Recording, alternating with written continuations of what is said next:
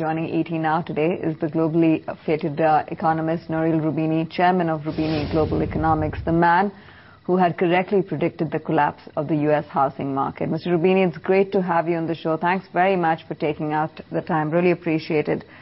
Let me begin by asking you that given the history of conflict that we've seen in Europe, do you think severely indebted nations will accept Germany and France's economic diktats? Will 2012 really be the year in which the euro unravels and the union comes to an end? Well, the economic and financial conditions of the Eurozone are very severe. Germany and France cannot impose their will on all the other countries because the decisions in the Eurozone are taken by consensus. The trouble with the Eurozone right now is that you have severe stock imbalances, large stocks of public debt, large stocks of liabilities of the financial system, and there are flow problems. There is a recession now starting most of the Eurozone. There has been the loss of competitiveness of the periphery of the Eurozone. There are large external imbalances.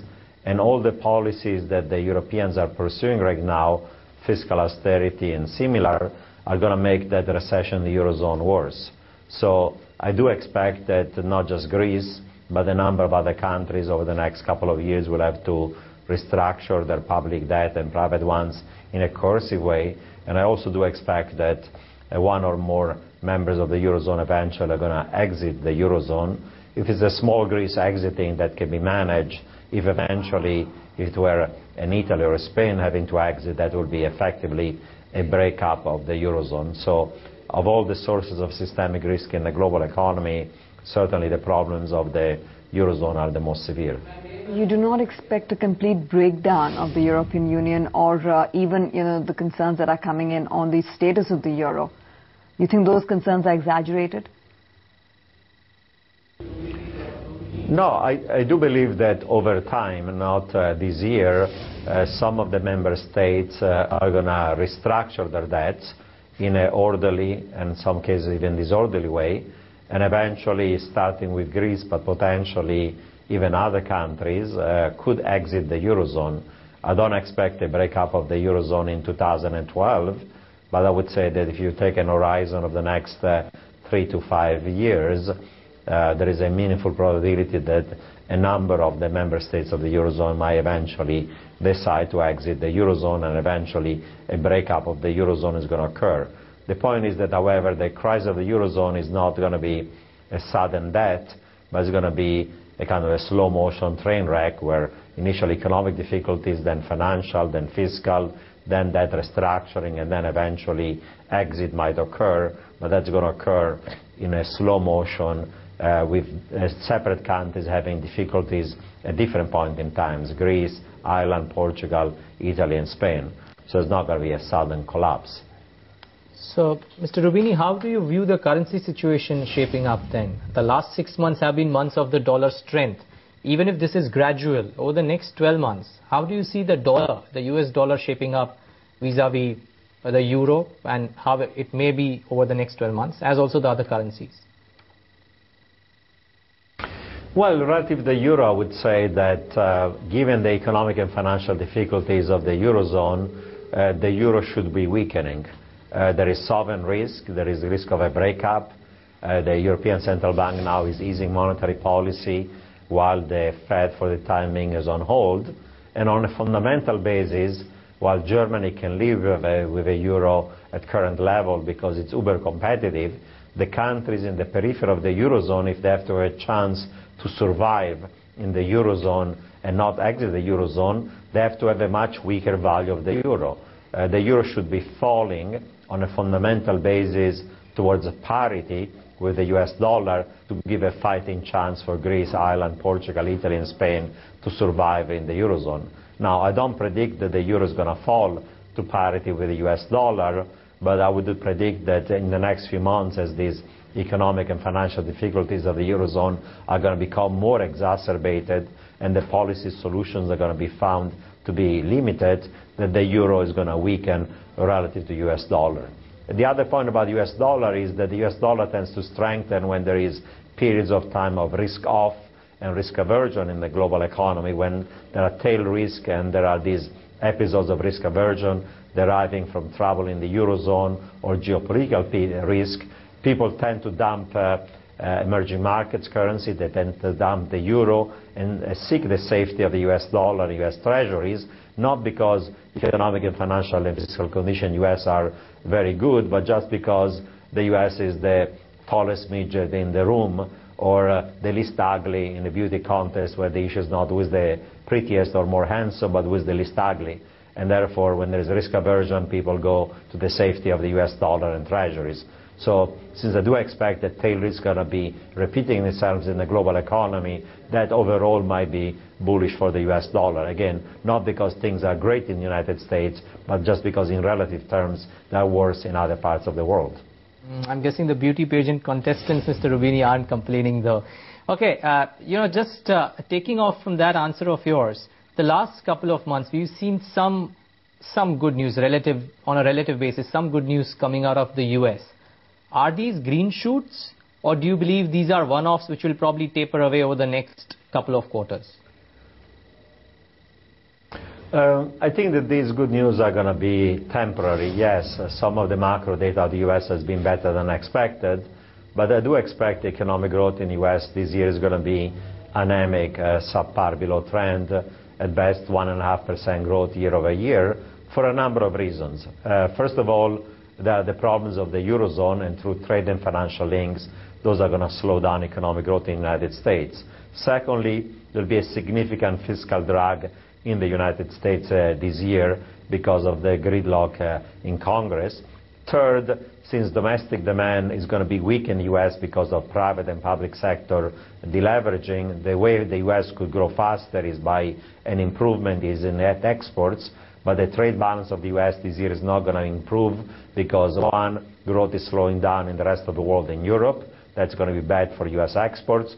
Two, for the reason I discussed, the dollar is going to be stronger, not weaker, and that's going to worsen the U.S. trade balance.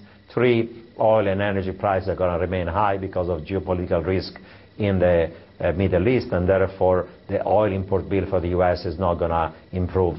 Therefore, the net exports of the U.S. are not going to improve, and that's going to be another factor. It's going to be source of economic weakness. And finally, the U.S. consumer is still very challenged, both income-wise, wealth-wise, and debt-wise.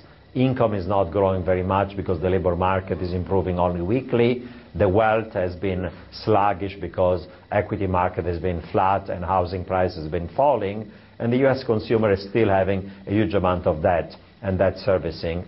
And the process of deleveraging of the U.S. consumer has been just postponed.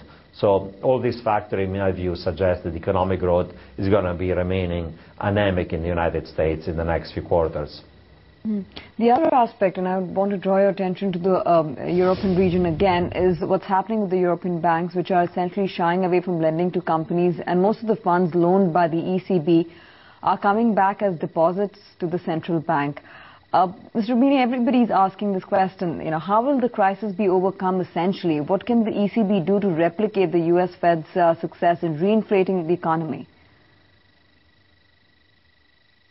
Well, you point out rightly that because of the financial strains in the Eurozone, where sovereign and banking risk are highly interrelated with each other, because the banking risk became sovereign where the banks were bailed out, but now sovereign risk has become banking risk because a large part of the public debt is held by the banking system.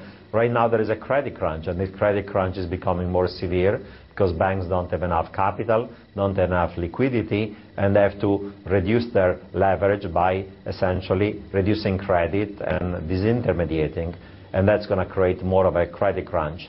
Now, the ECB is not a full lender last resort for the sovereign, but has been playing increasingly a role of lender last resort for the financial system, because without the support and the liquidity support of the ECB, the credit crunch and the deleveraging and the run on the banks will become even more severe.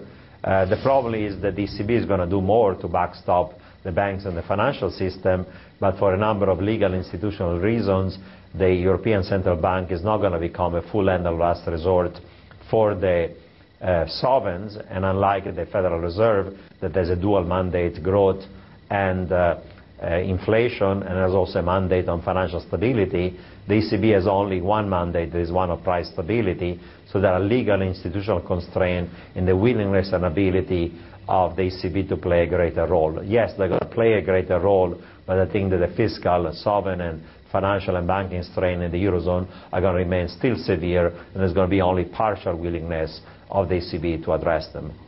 But they would require very strong support coming in from France and Germany, which really haven't been able to draw consensus when it comes to resolving the crisis. The European debt sales, especially by France, have met with some considerable success. Is there a sign then that perhaps we are, even though we're taking baby steps, we are looking at seeing the European region buy time to kind of save its sovereign rating for these individual economies, France and Germany in particular, and thereby be able to kind of control the crisis by managing their own economies?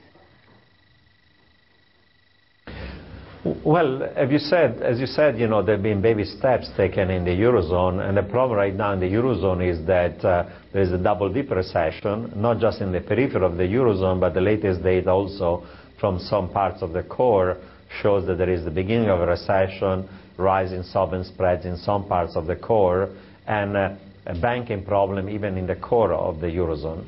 And unless you restore economic growth, anything else you do in terms of fiscal austerity and reform is not going to be sufficient. And actually, austerity in the short run makes the recession worse because you're raising tax and cutting government spending. In order to restore growth and therefore make the Eurozone viable and sustainable, you need a whole series of different policies. The ECB has to aggressively cut rates, has to do quantitative easing, credit easing. The ECB has to become a lender of last resort, not just for the bank, but for the sovereign. The value of the euro has to fall another 20 to 30%. And if the periphery of the Eurozone is going to engage in recessionary and depressionary fiscal austerity, Germany and core of the Eurozone should postpone their fiscal austerity and actually should be doing fiscal stimulus. But in my view, the joint probability that Germany is going to accept aggressive monetary easing, a weaker euro, and a fiscal stimulus is very low, and therefore I worry that the recession in the Eurozone is going to get worse, and therefore the fiscal and financial problems of the Eurozone are going to get worse rather than getting better. Mr. Roubini, I would draw your attention to China and India in particular as well, because a lot of viewers would want to hear views on those. There are a couple of opinions that came out about how there might be a possibility of a hard landing in China, and that may trigger a bit of a cool-off in commodity prices, which eventually, after the dust settles down, would augur well for economies like India. What's your view, one, on how China will shape up in 2012, and two, the resultant impact on other emerging economies? Well, in the case of China, for 2012, I do not expect a hard landing, but a slowdown of growth. But my view are more bearish than consensus. I do believe that Chinese growth this year is going to be, around 8%. It is much lower than it has been in the last few years. And there is a risk of a hard landing, but that hard landing may materialize only in 2013 or 14, because this year there is a delicate political transition in China. By November they have to choose their new president and premier, and therefore China is going to do anything necessary to prevent the hard landing from occurring. The problem with China is that the growth model of China is not sustainable because it's based on net export growth, on fixed investment is now 50% of GDP, on high savings, and we have a very low level of consumption right now is only 1/3 of GDP. So unless China can consume more, save less, reduce net exports and fixed investment, and make its growth more balanced, eventually China could have a hard landing, but that's a 2013-14 story. As far as India is concerned, there's been a slowdown of economic growth in the last few quarters. The economic data are mixed. This year growth might be only 7%. That is disappointing compared to the hopes that the Indian economy could grow much faster over the long term.